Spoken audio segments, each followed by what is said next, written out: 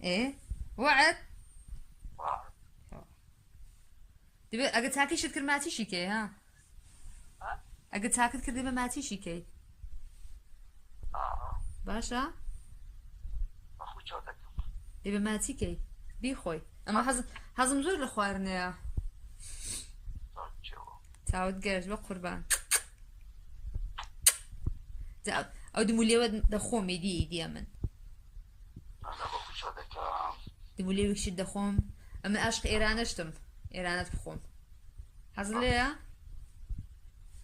بس أقول لك أنا تون في موقع. جا باشا برو اما زوزو سرم داوا باشا باش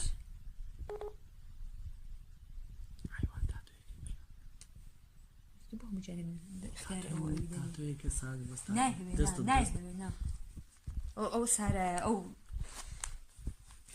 لیدو نص ايه وعد واحد. دبي اگه تاکی شد کرد ماتی شیکی ها ها؟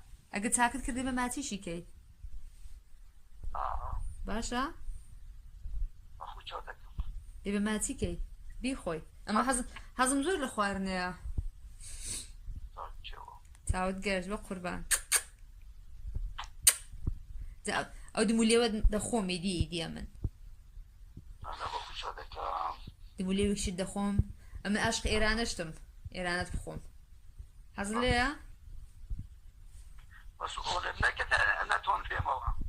جا باشا برو اما زوزو سرم داوا باشا باش